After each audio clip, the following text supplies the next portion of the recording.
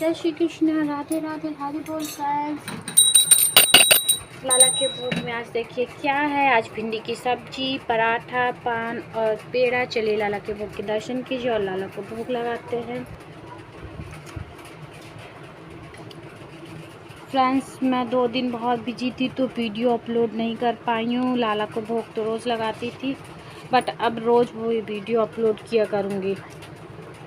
और जैसे कि मैंने कहा था आपको एक कहानी सुनाऊंगी, तो आज तो कोई कहानी याद आ नहीं रही है, बट कोशिश कर रही हूँ कि कोई एक अच्छी सी कहानी आप लोग को सुना दूँ।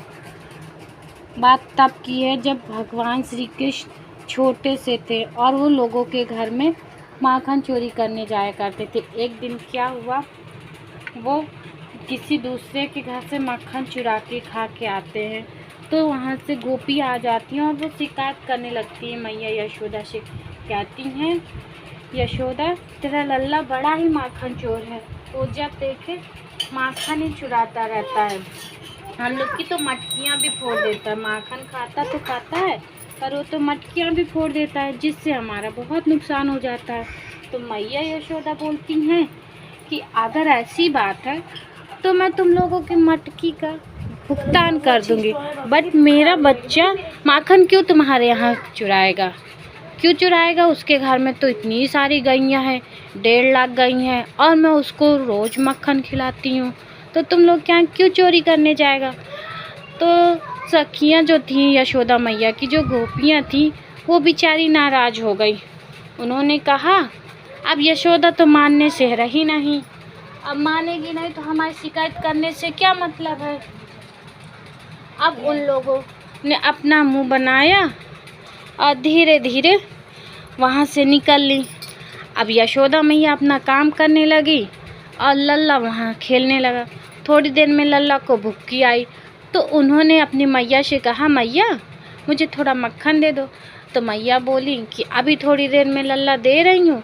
लल्ला माने नहीं, वो बोले मैया से, अभी मक्खन दे रही हो या नहीं दे रही हो? मैया बोली दे रही हूँ। अब वो थोड़ी देर में बात बढ़ती गई और उन्होंने एक डंडी उठाई, माखन की मटकी, दूध की मटकी, मट्ठा का मटकी सब फोड़ दिया। माता जी को गुस्सा आ गया। अब गुस्सा आया तो माता जी ने उनको ओखल से बांध दिया।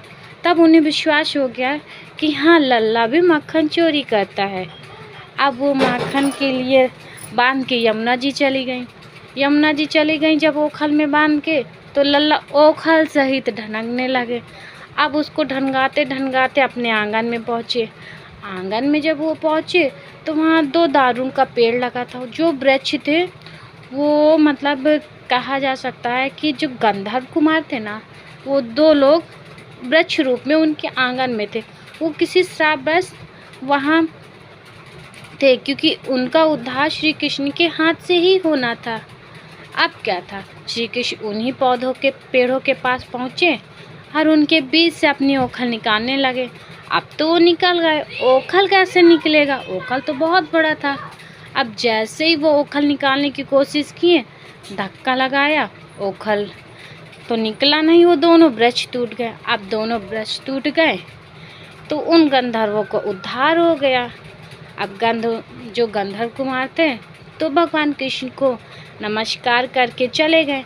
यहाँ यशोदा मैया आती हैं, देखती हैं लल्ला के ऊपर 2 वृक्ष गिरे हुए हैं। मैया बहुत डर जाती हैं और लल्ला को गोद में उठाकर प्यार करने लगती हैं। अब मैया उनके पूरे शरीर में देखती हैं, कहीं चोट तो नहीं है, कहीं खरोच तो नहीं है। मैया रो रही हैं, बहुत रो रही हैं, बट लल्ला कहीं चोट खाए ही नहीं, तो लल्ला क्यों रोए? लल्ला बोलते हैं, मैया मैं तो ठीक हूँ, आप क्यों रो रही हो? फिर यशोदा मैया अपनी गलती पे पछताती हैं और लल्ला से वादा करती हैं कि आगे से मैं कभी ऐसा नहीं करूँगी। तो कहानी यहाँ मैं अपने ख़त्म करती हूँ। आप लोगों को पसंद आई हो तो कमेंट कीजिएगा। बाय बाय फ्रेंड, जय श्री कृष्णा, राधे राधे, हरि बोल। लल्ला के तरफ से भी शुभ रात्रि। Bye bye friends.